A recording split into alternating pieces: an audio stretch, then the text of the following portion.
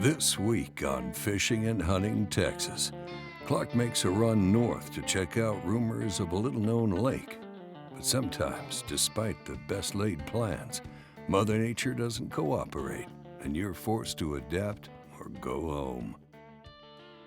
Hey, we're here at Hubbard Creek Reservoir. Great friend of mine, Wade Middleton, a lake neither one of us have ever fished before. Never. But when we got here, we see coots, we know there's grass, and I think we're gonna be able to catch some fish. Thanks for joining us. This is Fishing and Hunting Texas. From Mexico to Louisiana, the Red River down to the Laguna Madre, Texas is one big playground. Join us as we take you on some of the best outdoor adventures the Lone Star State has to offer. There he is. This is Fishing and Hunting Texas. Hubbard Creek Lake is a 15,000-acre reservoir, some 50 miles northeast of Abilene. Prone to big fluctuations in water level, Hubbard Creek Lake offers anglers a variety of options, from rocky shorelines to abundant vegetation and cover. You know, we first pulled up to Hubbard Creek, I saw coots right away. I'd already heard about all the hydrilla that was in there. That got me excited. Docks, shallow rocks. I mean, kind of a lake that I like to fish because you could junk fish and trash fish. So I was pretty excited right away with what we saw. Dumped the boat in the water, and man, I mean, the water temperature on the GARMIN just kept going down, down, and down. And when it finally bottomed out about 47, I was like, ooh, I don't necessarily know if this is going to be as good as we hoped it was going to be. There's a lot of grass in here out in the middle of this. I mean, I'm hitting a lot of grass. But it's pretty laid over and pretty balled up. You know, we get there and the grass just doesn't look good, you know, and being from farther south, usually our grass always looks good, even in the winter. Sometimes it'll die back a little bit, but when I've been fishing, most of the time I see good grass. The grass that we caught was, you know, if we catch it on our baits, whatever, it was bad looking. There's some floating. And I think that cold weather just had an impact on that grass, and maybe it does every winter here, but for the most part, the grass just didn't look good.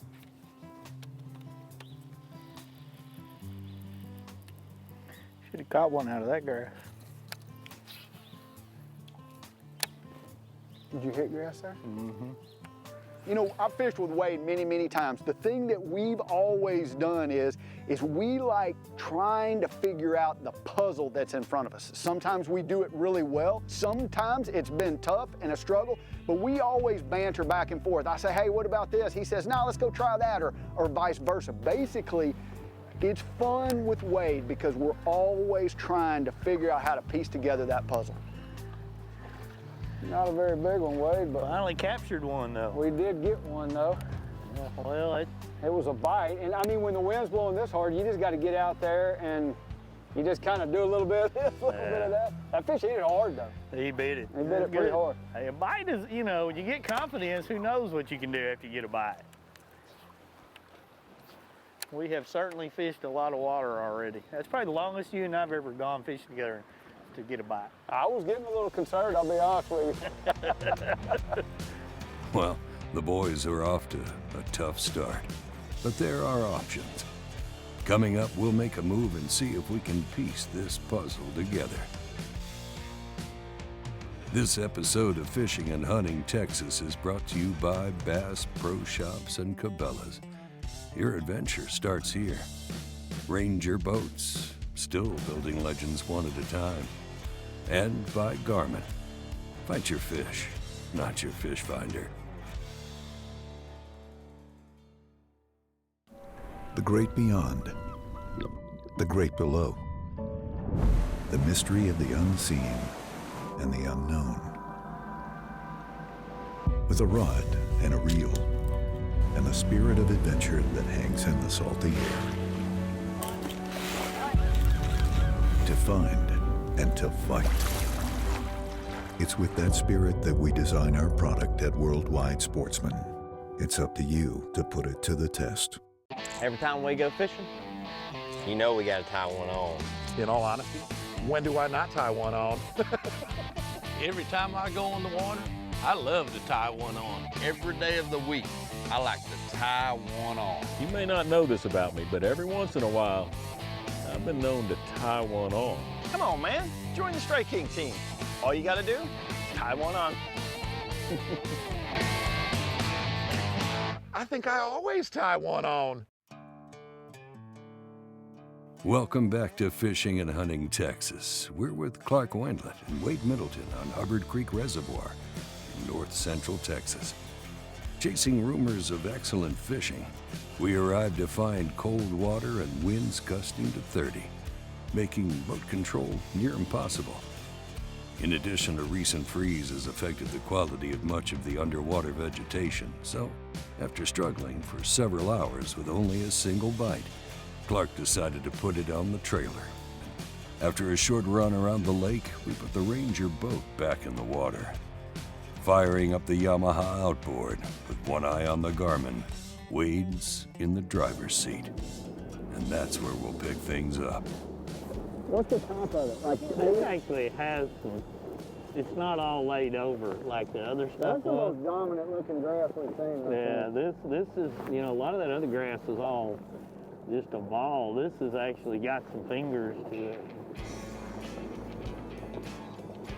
Growth. There's the fish.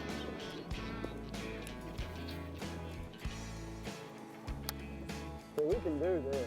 This is like Absolutely. a legitimate way to fish. Yeah, We're not fighting. I mean, we're just using the wind to help us yeah. get pushed along. Wind's blowing 30 miles an hour right now, and there's no sign of it letting up, and so it kind of makes it tough to move around and run and gun like you would like to. And that's not an excuse, because, you know, we hopped around, put it on trailers, we tried different things. We threw big crankbaits, we threw chatterbaits, we jerk baits, I mean, lipless. We just didn't get a lot of bites to really kind of dial ourselves in.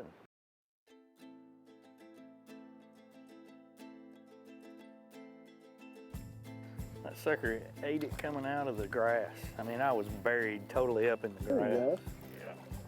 He did it twice. He jumped hard. I mean, He jumped did high. like a smallmouth. That was a good one too. Yeah, it is a good one. Real good one. Just come here, fish. Let the boat flip you while you're coming up. Think you're a smallmouth, buddy. I mean, it might be 49-degree waterway, but he was an acrobat out there. He did. It's unfortunate everybody else didn't get to see him, but he did. He's dark like a smallmouth and jumped like a smallmouth. That was fun. Well, that move already paid off for me, because that's my first bite of the day. So I'm pretty excited about that. You know, here's the thing. Finding fish when you know almost nothing about a body of water, it can be tough. I mean, and I mean, you shouldn't feel bad when you get to a lake and you can't figure them out. I mean, it takes time. Even if they're catching them on that lake, it still takes time, because you get there, you have no idea. Wade and I got there, we tried this, we tried a little bit of that, tried a little bit of this, and then by the end of the day, we said, man, the grass is tough, and we're just not catching them that good in the grass. And so, you know, we did the best we could. We caught some fish, we understand the lake, and I think both of us decided we're gonna come back here when the conditions are right. It's getting late, time to head back to the house. But stay with us. We're not done on Hubbard Creek Reservoir by a long shot. Hey, have you got a question for Clark? Well, head on over to fishinghuntingtexas.com. Check out his blog, catch up on missed episodes, or leave a question. We'd love to hear from you. This episode is brought to you in part by Strike King Lure Company. YAMAHA Outboards. Reliability starts here. And by TH Marine. From transom to trolling motor.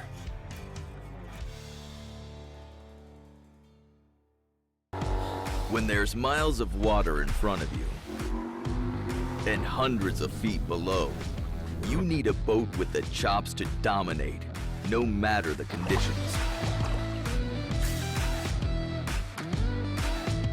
With the strength and technology to overcome the elements and the competition. Ranger boats, still building legends, one at a time. Stetson Blaylock, Todd Auten, Hank Terry, let's go!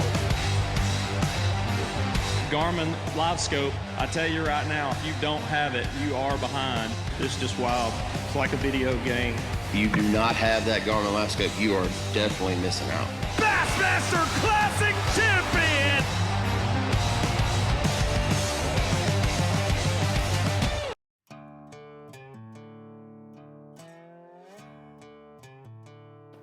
You know, what we're thinking about day 2 is day 1 was a struggle. You know, we just caught like 3 or 4 fish, maybe had 5 or 6 bites.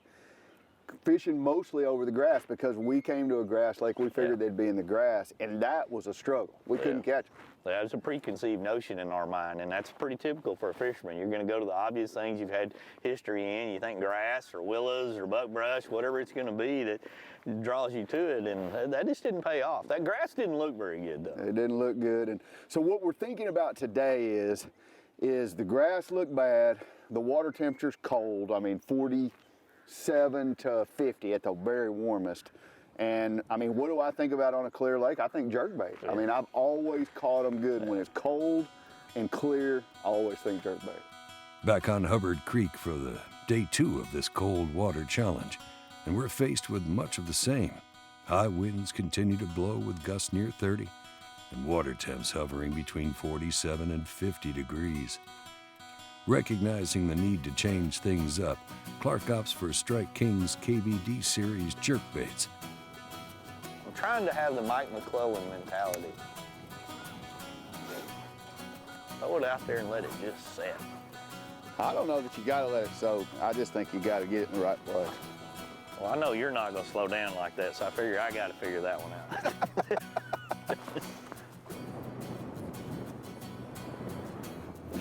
What pound test do you like to throw a jerkbait on? Well, I mean, long story short, I throw 12 most of the time when I jerkbait. You know, I think of 2 things when I'm thinking about what size line I use and what kind of line.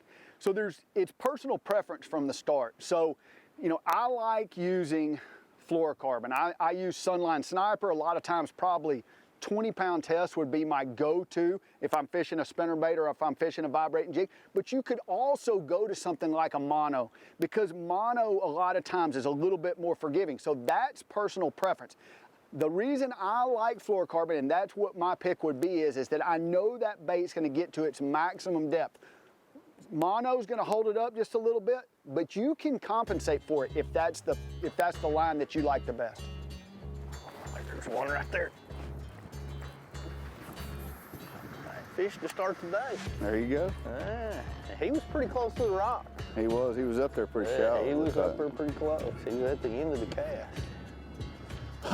Did he bite it quickly? Yes, one twitch. So he wasn't very deep. No, he wasn't very deep at all. Not very big, but I will take him as a bite. Start. A windy day. Well, you just got to get confidence in something, I think. I agree with that, 100%. I mean, if you're only going to get a few bites. You know, one of my very favorite things to do is go to a lake I've never been to before and just figure it out, just dice it up. Well, it has to do with a lot of different things. Seasonal patterns, that's number 1. Watercolor, water temperature is what I look for as soon as I put my boat in the water. The water on Hubbard Creek was cold. I mean, we had, you know, 47 to the warmest was probably 49 degrees. That's cold water, especially in Texas.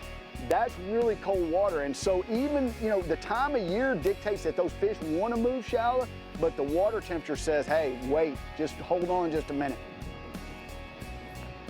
I mean, essentially that fish was on the bank, don't you think? He wasn't. I mean, he's at the end of the cast, a long cast for today. I mean, I wasn't 10, 15 feet probably off the shore. No more than 20. when I get a chance to fish with Clark, it's always a lot of fun to me because that CPU of mind of his up there, it's constantly cranking, looking and positioning the boat and stuff.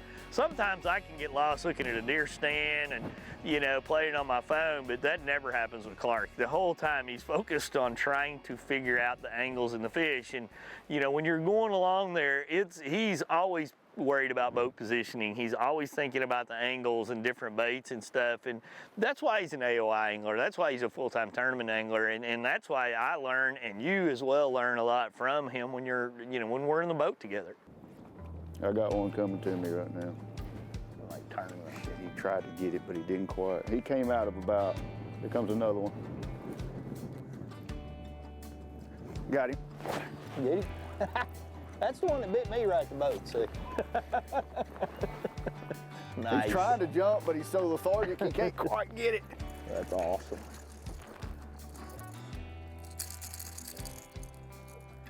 Pretty fat dude right there. Well, our little change has been good so far because we really literally, Wade caught one just on that point right there. I caught that one right there. I actually saw that one on live scope. It's one of those ones that you see for just a second right before he bites it. One came up, was thinking about biting it, and then that one got it. Cool. All right, cool. Bites are good.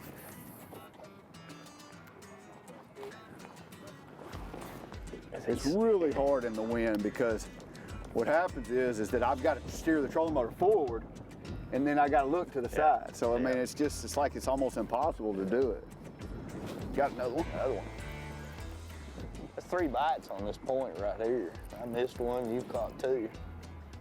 Better one? Nope, same size. Same size. This morning after, Clark had caught, I don't know, 3 or 4 little bitty fish, 2-pounders at best. I was just kind of done. It's like 8:30 and we're fighting the wind and we're kind of getting this repetitive notion.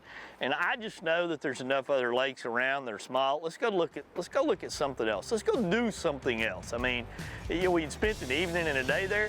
Throw it on the trailer and go somewhere. Coming up with plenty of daylight left, Clark and Wade change course and head for different water. Stay with us. This episode of Fishing and Hunting Texas is brought to you by Sunline, the strength to guarantee you confidence, by Exude Direct Light Illuminator, and by Outdoor Action TV.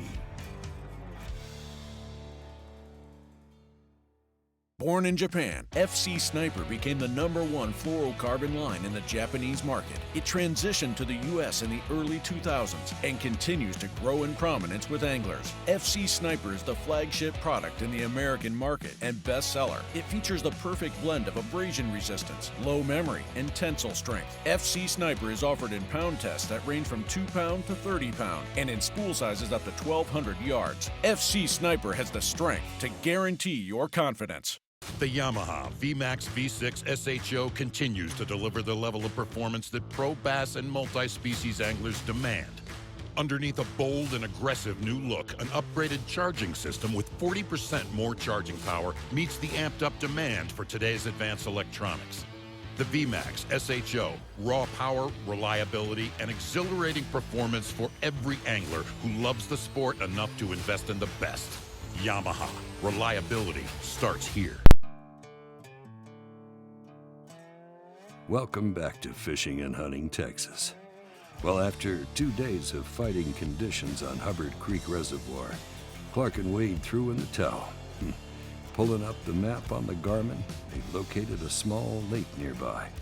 A short drive later, they pulled up to the ramp, finding stained water near 50 degrees. Perfect conditions for a spinnerbait and a Strike King Thunder Cricket.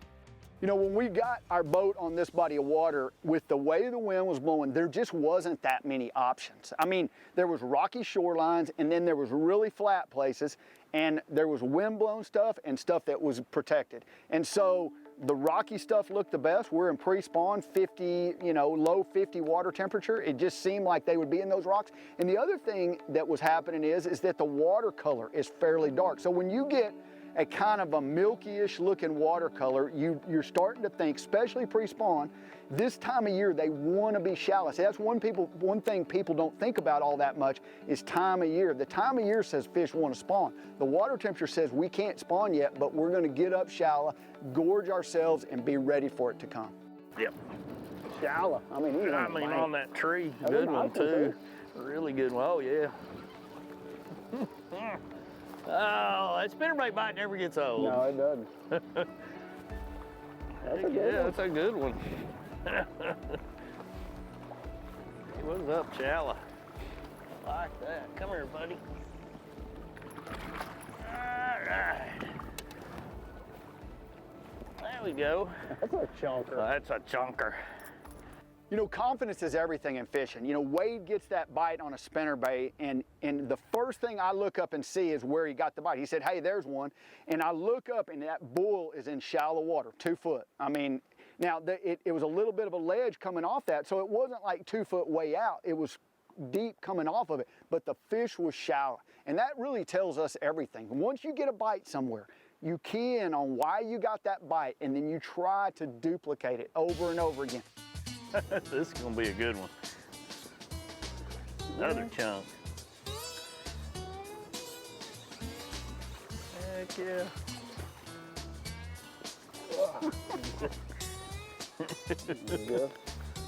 Caught him on a boy, he was lethargic. Vibrating jig. He was so lethargic. I mean, I'm just reeling along, you know, just barely got him to swim out. That's a good. You know, Wade really called that fish. I caught it. I caught it on a Strike King Thunder Cricket with a blade minnow trailer, but that fish, he goes, man, I think we're gonna catch one on that point. Well, I mean, we had caught fish on other points that looked exactly like it. That's why he said it. It was a perfect situation. It had a little wind on it, but not too much wind. I'm just reeling that thing really slow, basically stopped vibrating, and I got one on. He called that fish, but it just was one of those spots that looked really good. God, I was watching. At first, I thought you were hung. I thought it was too. And then it just kind of took off. It was just kind of real lethargic. We've covered a lot of water now, and one thing that we're starting to notice is there's a trend in where some of these fish are set up. Not all of them, because you can always catch a fish somewhere, but right now, to me, it's like these little, they're not even really a point. They're just a little piece of rock that'll come out, a little outcrop and a little small indentation that pops out a little bit. And it's creating an eddy on the backside where that wind is. And if there's wood there, so much the better. I mean, they just look like obvious spots. I mean, it wasn't like 2 casts before us, man, there's gonna be one right there. Good one too. Heck yeah, that's a good one. You know, when they hit it, you can see he just totally choked it. Yeah. When they hit it like that, a lot of times it's just a little bitty tick.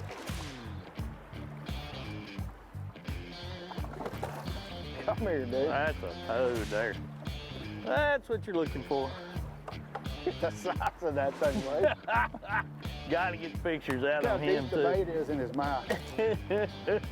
I mean, so all I get on that is just a little tick. You know, every time I fish, I like to say, hey, did we figure something out? Is there something we learned from that? Because in tournament fishing, that's what I always do. I always spend time on the body of water trying to learn how to catch them. That's actually what I really enjoy about tournament fishing the most is getting to a place and figuring them out. That, for me, is the highlight usually of my time. Not actually catching the fish, not reeling them in, but finding them. I love finding them. And I'd say we found some fish. Now, Hubbard Creek was tougher for us. We didn't really just jackhammer them there. We caught some fish, and then we moved, find us another small lake that we can put our boat in, and we caught some really nice ones. Well, that'll do it for this week on Fishing and Hunting Texas. Got a question for Clark? Then head on over to fishinghuntingtexas.com. Send him an email, check out his blog, or catch up on past episodes.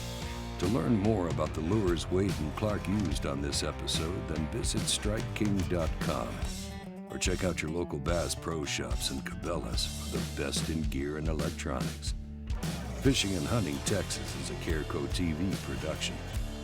We'll see you next week.